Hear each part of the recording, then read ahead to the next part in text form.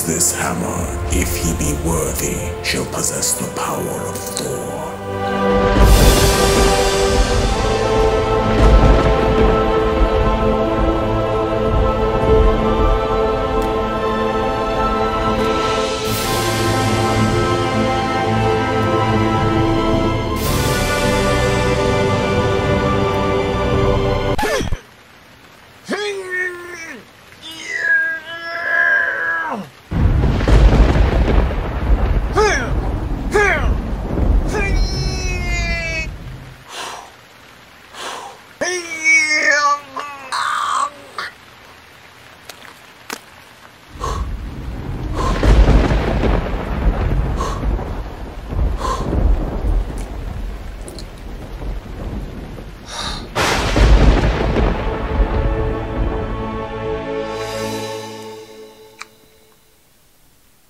I'm Jason Lugauskas, and this is Vloggity Vlog.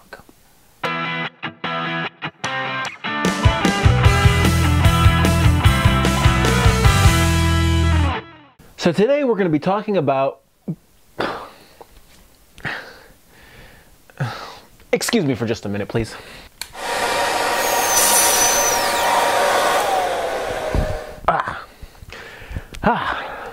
Much better. All right. Today, we're going to be talking about Thor, the Dark World. So you all remember Thor. He's the Marvel god of thunder, who was part of the Avengers team and starred in his own movie. Now, Marvel Phase 1 is over, and Thor's got his second movie in Marvel Phase 2. So how does it stack up, you ask? Surprisingly, very well. The pacing is good, the story is interesting, and the effects don't look entirely like rejects from an Xbox game. So let's go over this film point by point and see what is good and what's bad about Thor the Dark World. Spoiler alert! Spoiler alert! Spoiler alert! Spoiler alert! Computer! Sorry, that's my spoiler alert alarm. So I guess I have to warn you in advance. This review is going to be giving out spoilers to the movie, so if you haven't seen it yet, pause the video and then come back when you have. Or, if you like being spoiled, just keep watching. Oh, we're gonna spoil ya. Oh yeah. Oh yeah. I'm not sure what that means. So the film opens with a prologue about the elves who were trying to seek ultimate power and then had to fight the Asgardians in a battle that could control the world. Wait, where have I seen this before? A last alliance of men and elves marched against the armies of Mordor. Well, we'll just move right along. So apparently the dark elf Melchizedek? Malfoy? I don't know, Macamarillu, something like that. Anyway, he's the evil dark elf, and he's like, I'm going to destroy this entire universe. Why exactly? Because the dark elves as villains are kind of one-dimensional, and that's a big problem with most of the Marvel movies, is it's just sort of a bunch of creatures out to take over the world, or destroy it, or do some whatever. But really the best thing about Marvel movies is the characters and the banter between them. I am a god, you dull creature!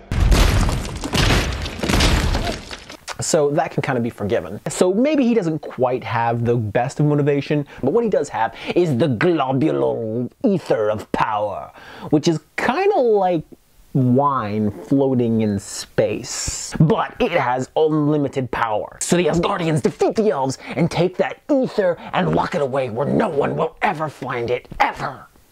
Oh, by the way, it's found within the first 15 minutes of the film. Cut to today in Asgard, where Loki is being put on trial for his crimes, which include trying to kill Odin, trying to take over Earth, and wearing a mullet in public. Seriously, does the realm of the gods not have scissors? Meanwhile, back on Earth, Natalie Portman, she goes to a warehouse and finds some kind of portal that leads to another dimension. She falls into this portal and finds the Aether, and it goes inside of her. This wakes up Malthurgle. This wakes up the Dark Elf, and he's coming back to get the ether, but Thor arrives just in time and goes, I'm taking you back to Asgard. And then they study her and find out she's got the ether power inside of her. But, just as they figure this out, the Dark Elf attacks Asgard. And there's a big giant battle scene. And then, in the middle of the battle, we find the tragic death of... Spoiler alert! Spoiler alert! Computer! Spoiler alert! Spoiler alert! We get it! During the fight, Thor, Loki's mom, gets killed protecting Jane Porter. In actuality, I have to give kudos to all the actors and the writing. This is actually a pretty powerful scene, and it sets up the rest of the film very nicely. If I had to make one nitpick about it, during the death of their mother, it didn't seem to me like Thor or Odin really showed as much angst about her being killed as Loki did. It almost seemed like Loki cared more.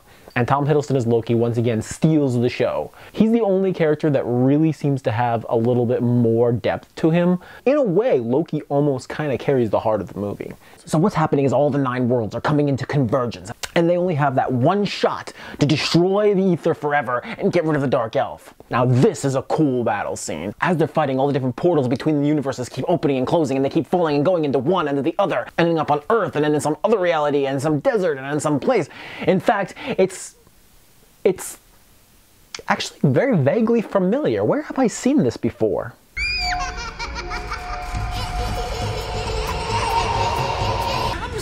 Give me that kid! Keep moving! Get inside! Well, we'll just move right along. So yeah, this one is better than Iron Man 3. So that was Thor: The Dark World. If you haven't seen it, go see it now. And if you've seen it, go see it again. I'm Jason Lugauskas, this has been Vloggity Vlog, and we'll see you next time. Spoiler alert! Spoiler alert! Seriously, what the heck is going on? Spoiler alert! Spoiler Seriously, the alert! thing's over. Spoiler alert! Spoiler alert! Turn off. Off.